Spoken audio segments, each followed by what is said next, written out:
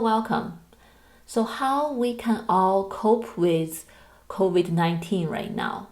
And how can we support ourselves, our friends, our family, our coworkers better? What are some strategies we can use? Today, our guest is Dr. Adriana Mu. She is a licensed clinical psychologist and assistant professor in University of Texas Southwestern Medical Center, and she is in Texas right now. She earned her PhD in clinical psychology from Emory University, and she finished her postdoctoral fellowship from Stanford Psychiatry Department. She also worked there for 2 years as a clinical instructor before she joined UT Southwestern. Today, she will share with us her expertise about trauma-informed coping strategies under COVID-19. And she will really teach us a lot of practical coping strategies that we can immediately start using and practicing in our daily life. Let's listen to what she's going to share with us. Welcome, Adriana. Thanks for coming to the show. Hi, thanks for having me. Yeah, I know. Actually, you are a psychologist. You used to work in San Francisco Bay Area, where I am right now, and now you moved to Texas. You work there and doing clinical work and research at the same time, right? Yeah, I am mostly working in the adult outpatient clinic at UT Southwestern Medical Center. It is a academic medical setting, but we see a lot of people in a general clinic. Yeah, so in those kind of setting, I'm curious, under this coronavirus crisis, it's everywhere, right? I know Texas possibly have slightly different situations than what we have here in California or than the East Coast, New York area. So do you see anyone got impacted negatively by the coronavirus situation in your clinical setting? Yeah, and actually, now that we have converted to teletherapy or telehealth, Mm-hmm. actually met with a few patients who think that they are positive and who got Oh, tested for oh. coronavirus. And then there are also those who are actually really anxious about catching it themselves, or those who are just really bored and not knowing what to do during this shelter in place. Yeah, so sounds like people are reacting to it very differently. Yeah, yeah. And some of it, I think a lot of these reactions are similar. And I certainly feel some of them myself, like feeling bored at home, like adjusting Mm-hmm. to a whole new routine. Mm-hmm. Yeah, so Yeah, it's definitely challenging for everyone. right. Definitely for each one of us. Definitely, I feel that too. I'm trying to adjust how to work from home, how to still balance life and work. Yeah. So I know, I read a lot of news in China before all this happened in America. I think in such a huge pandemic throughout the world, I heard a lot of news that people are losing jobs, losing people they love, or they cannot really meet their friends, their family members. So I would imagine that psychologically that could be very traumatic experience for a lot of people to different levels. Yeah, and that's actually one thing that I'm very interested in and passionate about is trauma-informed care. Mm, Because the whole idea of trauma-informed care, which came from SAMHSA, is the idea that the event in itself can affect people in different way, in different mm, system. And we mm-hmm. need to be aware of not just that one event, but also the consequences afterward, how it may influence the dynamic with others. So, for example, we typically think of coronavirus as just affecting those who get it or those who are in the medical field. But there are Right. so many essential employees who are also at risk of contracting it, or those other people whose businesses suffer because of coronavirus. So they are also having a really difficult time, in addition to those we typically think are impacted by coronavirus. Yeah, definitely. I feel like I read news about grocery store cashiers. They're afraid about the disease, their own safety, their life. I heard people under different stress, either try to survive through this financial crisis or this health crisis or overwork, try to, catch up with the demand. Yeah, yeah. So it's Mhm. definitely everywhere. And it's not just like for one person, but it's quite global. Yeah. So I'm curious, just for general knowledge, because I know as psychologists, we possibly know trauma experience very well. We possibly are familiar with these common symptoms or warning signs, like how traumatic experience impact us. So from your expertise, your professional point of view, uh, what are some common symptoms, common signals people can really watch out for, that, oh, I am experiencing this, possibly it's because this traumatic experience or this situation. Yeah, so the very traditional sense of trauma on the DSM, which is like the psychological Bible, is Mm-hmm. really about like actual or threatened death, or sexual assault or physical injuries.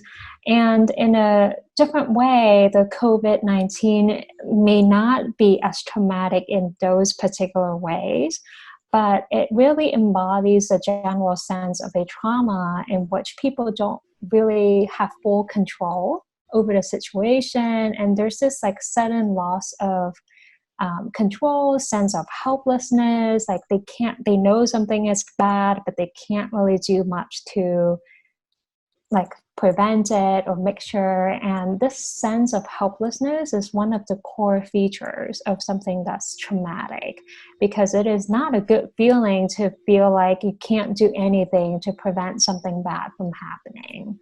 Right. So some other symptoms that could be signs of common reactions to trauma is the idea of constant fear and anxiety. So always worrying about whether you're going to get it, or having a lot of intrusive thoughts about coronavirus. Typically, people cannot shut their minds about coronavirus if they are having ongoing anxiety. There could be other extremes, like for people with trauma, they might try to avoid any reminders and they go to the opposite end of doing everything they can to avoid thinking about it. Mm. And other people might have really negative beliefs about the situation or about themselves. They might take this as a sign that they absolutely have no control or they can't really deal with it at all, even if it were to happen. So actually, COVID-19 can be really much worse and exacerbating people's situations if they have previous trauma or if they have previous mental illness. Yeah, so that definitely can make things more complicated with other existing conditions. Yeah, and it's Mhm. like clinically, I've seen people who have previous trauma, they will say that this coronavirus further makes them feel helpless because they can't control everything. Like they can't control whether their families are going out or whether they will contract the virus and whether they will bring it in. And it's this sense of uncertainties and not being able to protect themselves and keep themselves safe. That's kind of a major trauma reaction. Right. Sounds like a lot of fight or flight or freeze reactions, just Mm-hmm. exaggerated in different Mm-hmm. ways. And I But definitely it, hear, yeah.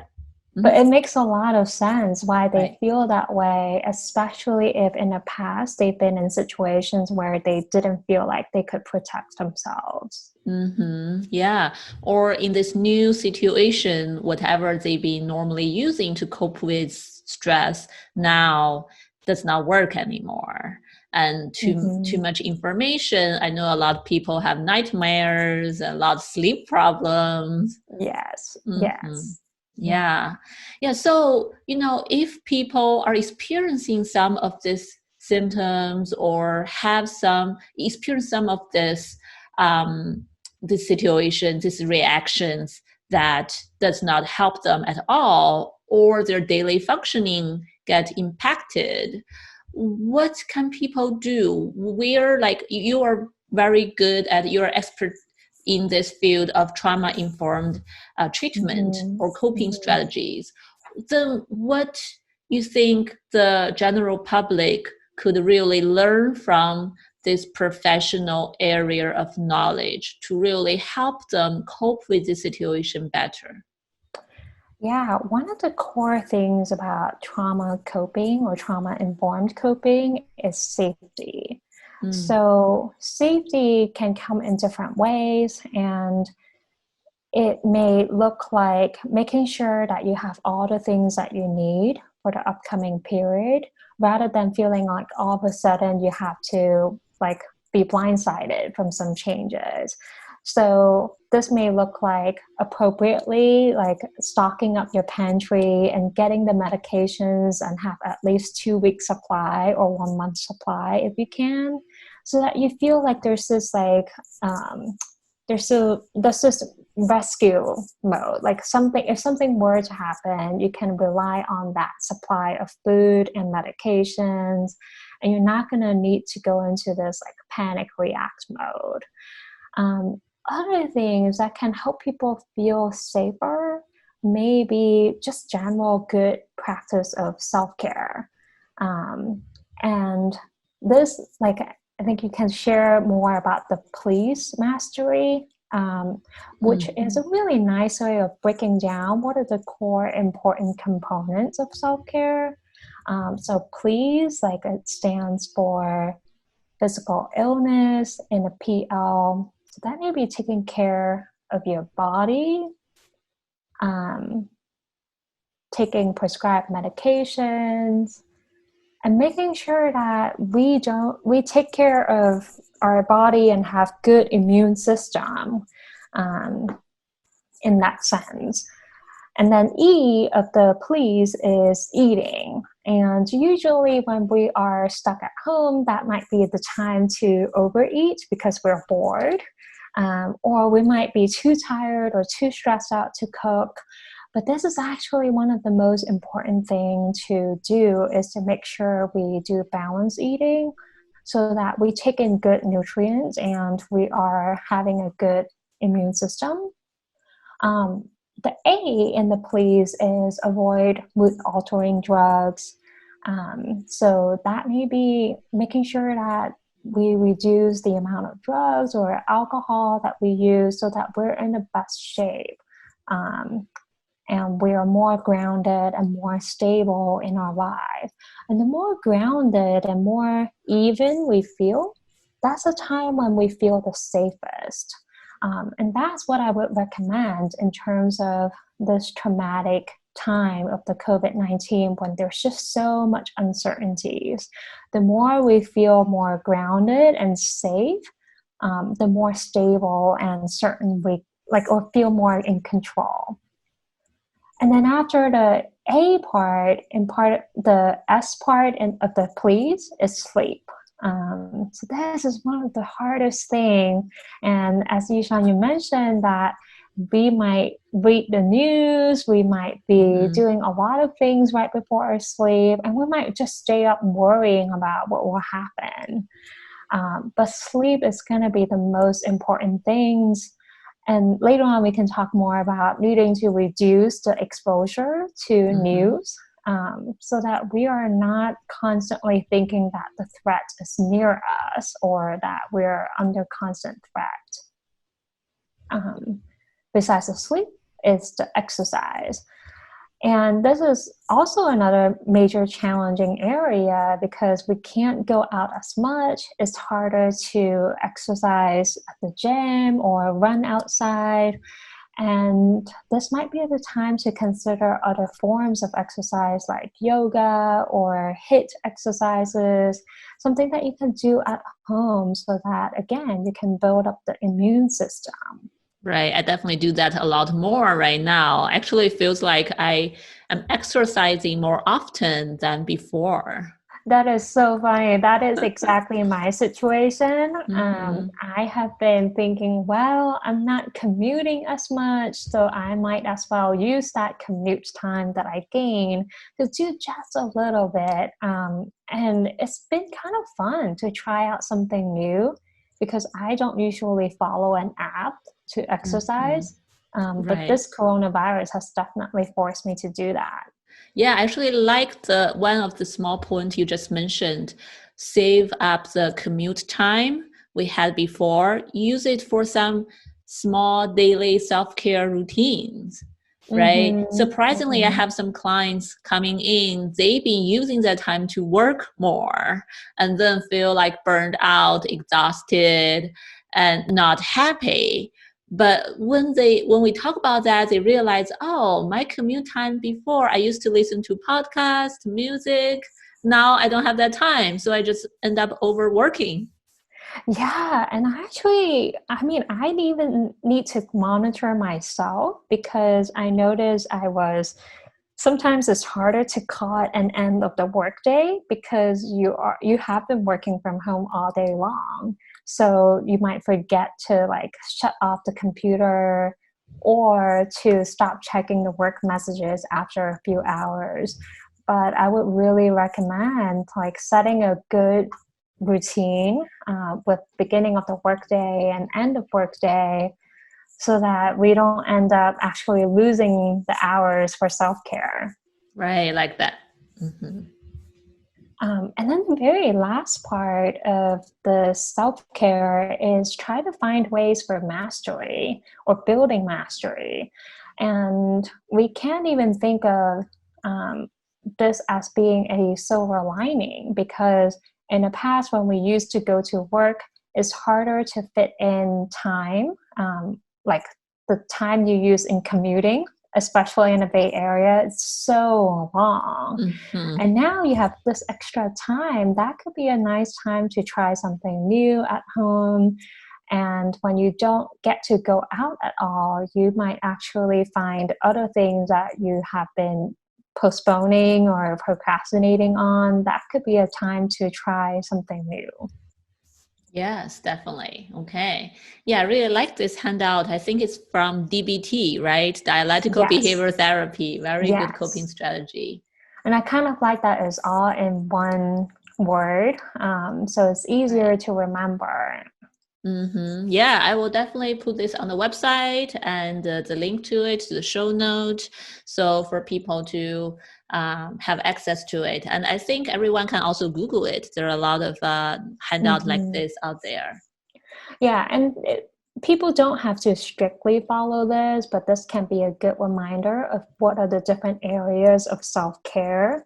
Hmm. But self care is not about like being just too nice to ourselves to eat 2 cookies a day, but self care is really to take good care of our bodies and our mind. Yes, definitely. I really like that. I think we want to remind everyone. I'm glad you mentioned that self-care does not need a lot of time to do. It Mm-hmm. can really be the daily little routine, small things we do for ourselves. Similarly to mindfulness, be mindful to every small moment day to day. You don't have to Mm-hmm. meditate Mm-hmm. for an hour or two per day. Yeah, and I actually think that the mindfulness is another really good strategy to help people feel more in control. Um, when they are paying attention to the present moments, they are not so on autopilot about what's going on outside the world or having those ruminative thoughts, but they're able to kind of pause and notice what's really happening now. Yes, great. So this is one of the coping strategies. I think it's very structured. It's easy for people to remember. And I totally agree. I think we all want to remind ourselves safety, self-care. Mm-hmm. Those are so Mm-hmm. important and so basic. Yeah. And there is another handout on is from Action for Happiness. is actually a calendar of what are some of the small little things we can do during this coronavirus. Um, and I really like that the things that they mention are something small, achievable. So, for example, they would say make a plan, or write down 10 things you feel grateful for. Do you want me to? Yeah, I'm pulling it up, or you can share it. Okay, let me see. Let me see. Oh, I got it. I think so. Let me see. This one, right? Yeah. So actually, some of these things are similar along the line of mindfulness. Typically, when people think about mindfulness or meditation, it's like you need to be in a super like Zen mode, in a super setting where you can just totally be in that moment. But that's actually kind of hard when you're working from home with other people. So these might be a little bit more doable. Like, for example, in the day 11, notice 5 things that are beautiful in the world around you. That could be a fun thing to do so that we're not just focusing on coronavirus. We can notice the plants we might have or the trees outside and the spraying that's going on right now, Right. that we didn't get to enjoy as much. For example, number 16, it could be rediscover your favorite music that really lifts your spirits. So this calendar kind of gives people one idea one day to try. And this might be a more achievable way of dealing with the crisis rather than feeling like, oh, I need to check off this and this and that. Yeah, I like that. Especially when you have one thing every day, it's very easy to follow, right? I don't have to think much. I can just come to this calendar and think about, okay, today's Monday, which one I want to do. Okay, that's it. Let me try it. Yeah. Yeah, I definitely had a lot of people after we practice different psychological skills, they start forgetting what we have learned, right? Yeah, I know. It's like we introduce so many different ones that it's hard to keep track. But the good thing is, I think from therapy, they tend to remember some of it. So if you remind them, they will know or they will pick it up really quickly.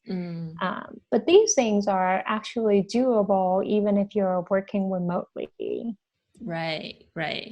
Yeah, I like all these techniques can really be adapted to this working from home mode. Yeah. Yeah. Okay. So this is a great one. I will personally, I think I'm like not only gonna want to print it out, hang up for myself, I also want to really pass it out to my other clients. I can already imagine a lot of people can really benefit from this. Great. Yeah. Yeah, thanks for sharing this.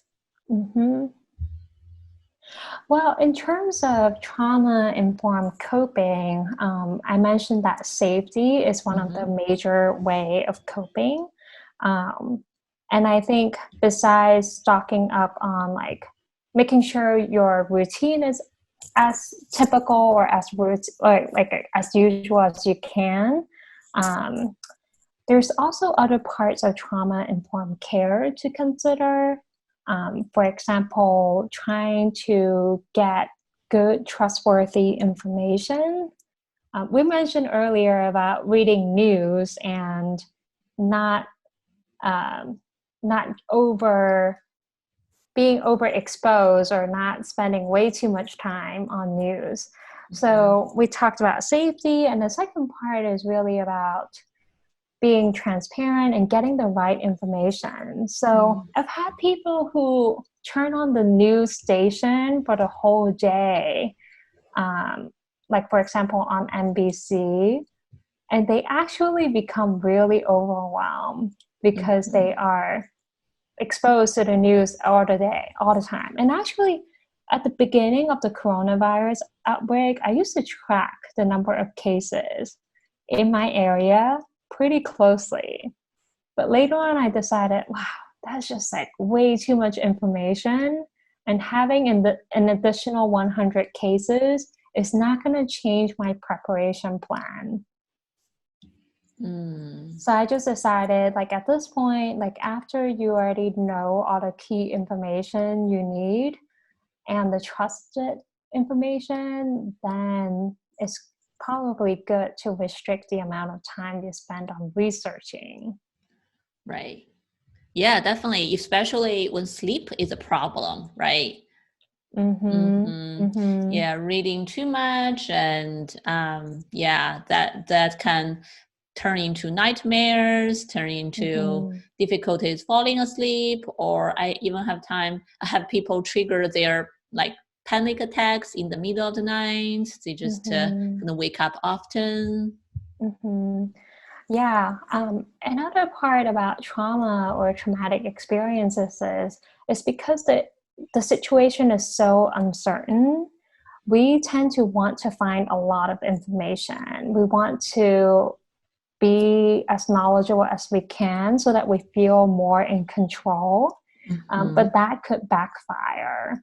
Mm. At the same time, I think if you are in a position where you're in management or leadership, that may be a time to think about being as transparent as you can.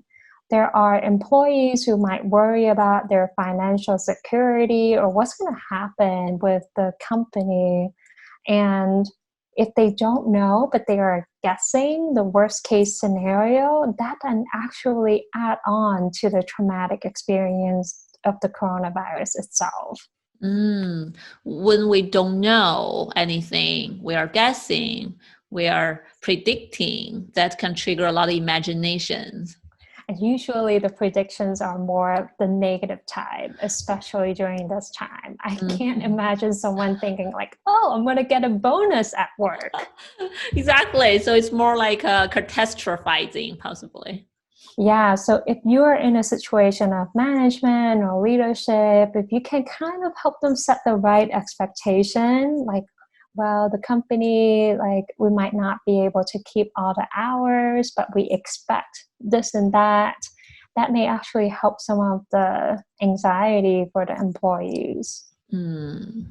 Yes, definitely. I think that's a good guideline for a lot of managers for leadership positions. What you can do to really manage people's mental health and sense of security, sense of like lower their anxiety right now. And actually, if we think about the transparency in the US response initially, the mixed messages of hearing someone say that it's going to be bad and then hearing somebody say it's not that bad, it actually is worse than just telling people exactly where it is. Right. And so people can know and trust that information. Yeah. Yeah, now look back, I think we all learned a lot from this process and surprisingly Yeah. see this pattern, how that triggered people's emotional reactions over time. Yeah, and it's kind of funny how like we might come from a good intention of wanting to calm people down, not to Mm-hmm. worry them too much, but actually that can backfire Mm, when information might be the thing that people really want and need, or the right, transparency and trustworthiness. right. That's such a good point. Yeah. Yeah. Well, in the other parts of trauma informed care, also include the idea of peer support. And I know we talked a lot about social distancing, and that Mm-hmm. is kind of the opposite of like the idea of distancing from social connections is actually opposite of what's good for people.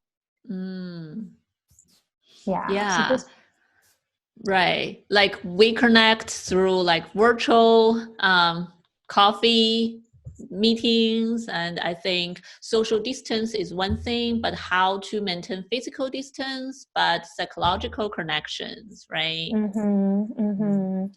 Yeah, and especially if people are already feeling like stressed out or Mm-hmm. loss of control, Mm-hmm. having some peer support, either from family, friends, or even colleagues, could be really helpful in managing the uncertainties of the situation.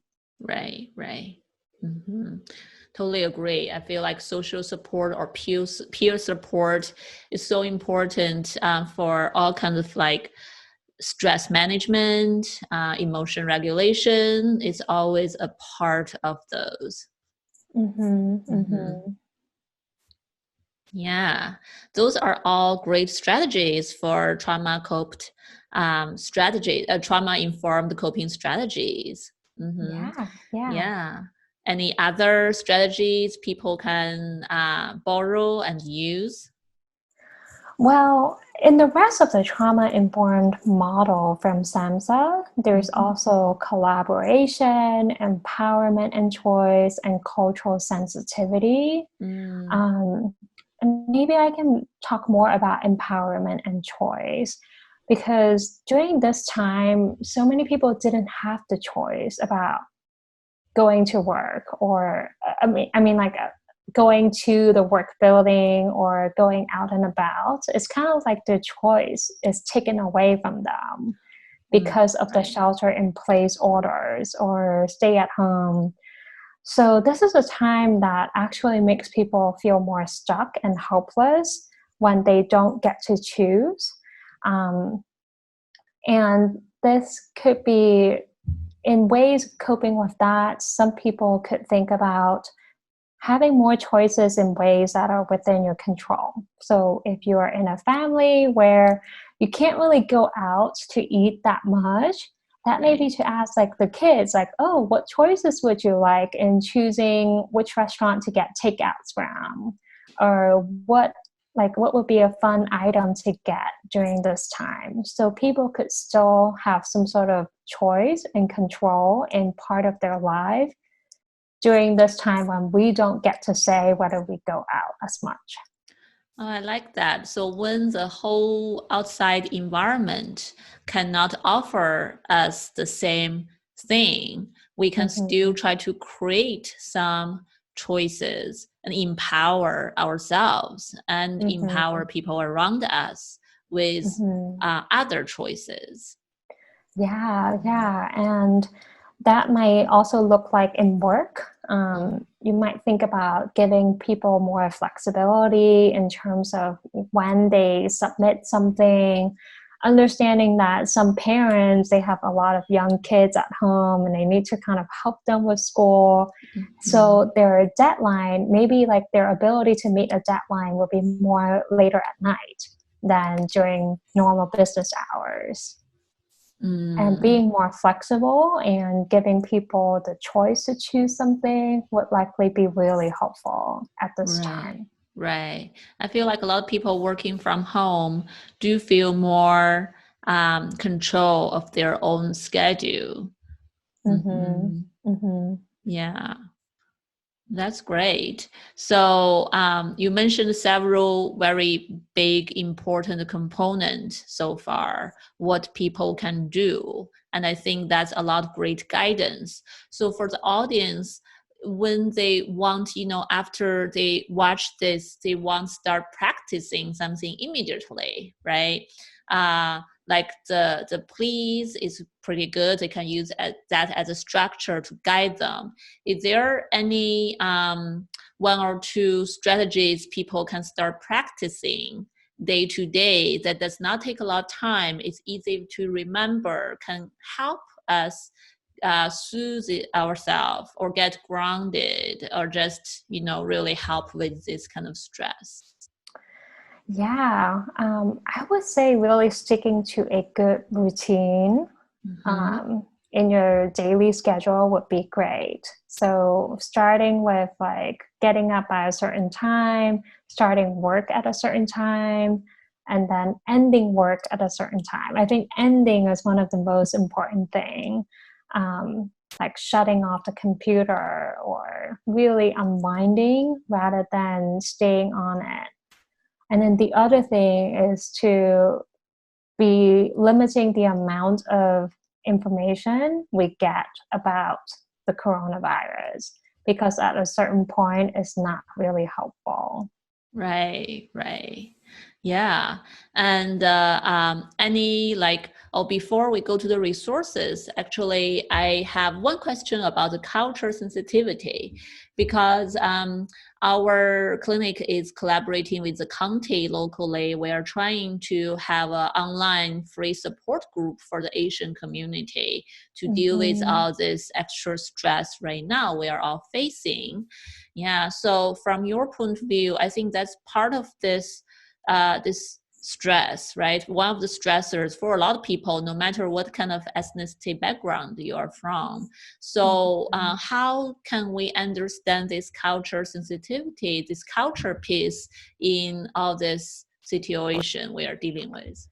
Yeah, I'm so glad you brought it up, because certain rhetoric in there is some discrimination on particularly Asian American groups, and that can further re-traumatize or add Right. on the whole stressful experience of the coronavirus.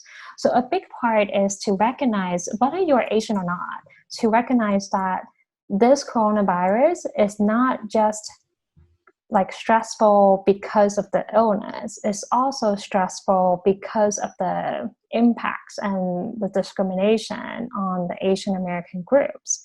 And what that could look like is, even if you don't identify as Asian, but understanding that maybe your Asian American neighbors are worried about going to the grocery store or being outside walking around and facing either verbal or physical like discrimination.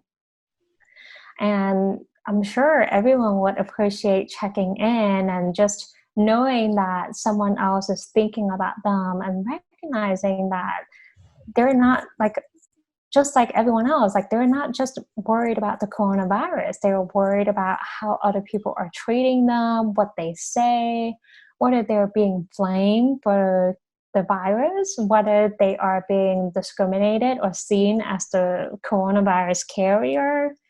um, Being able to I think like if there's more empathy and recognition of the impacts this has on Asian American population, that would be really helpful as just coping.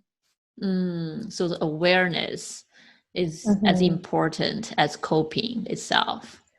And if you are Asian American, that may be a time to check in with yourself. How do you feel about all this discrimination going on? Are you worried about your own safety? And while we don't want to always jump to conclusion of what might happen, it's good to normalize and validate our own feelings, especially given what's going on. And this could also be a time to brainstorm different ways of helping you feel safer. So maybe instead of going to the grocery store physically, it could be getting online deliveries. Um, it could be, instead of taking a walk at a certain time when there are a lot of people, you might choose a time when you feel like is more like safer. Um, so this might be a time to really check in with yourself, like when you might feel safest, where you might feel safest. Yeah, so we all have the ability to create some safety space for Mm-hmm. ourselves, or for to create a sense of security for ourselves. So we really Mm-hmm. want to, sounds like we want to look into ourselves to find out where is the comfort zone in this kind of Mm-hmm. situation, how we can protect that, and how we can help ourselves still be able to function, do whatever we need to do, and at the same time protect ourselves well. Yeah, and be gentle with ourselves if we do feel unsafe, to recognize that makes a lot of sense. Because typically we feel bad for feeling bad, or we feel bad for worrying, especially for Asian American community. This is hard. Mm-hmm. Yeah, I did not get the sentence clearly, but I think I think I get what you mentioned is we need to really take good care of ourselves and be more like aware what's going on around us and take it slow, take it gentle, be gentle to ourselves and be gentle to people around us. Mm-hmm. Mm-hmm. And I Mm-hmm. really like what you said. It's like trying to find ways that help us more, because safety is the core of dealing with trauma. Right, right. I really like that core of safety. Yeah. Mm-hmm. So, after hearing this, I am sure a lot of people want to know more about this, like trauma-informed coping or other psychological coping strategies. What are some good resources you recommend to people Mm-hmm. who, have this need to continue to get more, learn more, and use more to cope with the situation? Yeah, I can send you a few links Mm-hmm. that will be on trauma informed coping for Okay, COVID 19. great.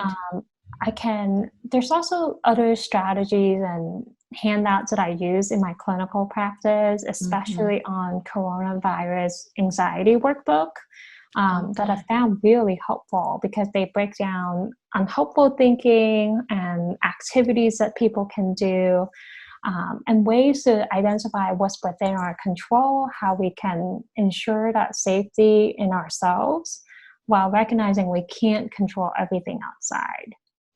Wow, that sounds awesome. That sounds very practical. That down to earth skills people can really understand and use. And I especially like that point you mentioned to identify what is in our control, what it is out of our control, and what really we can do for ourselves Mm-hmm. right now.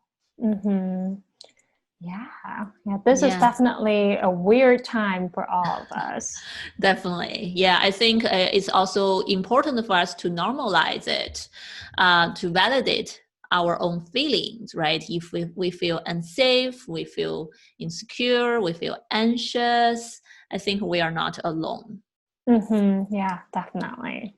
Mm-hmm. Great. So, Adriana, if people want to find you, or if they want to know more about your clinical work, your research, how can they find you, or read more about you, or contact you? Yeah, so I have a faculty profile.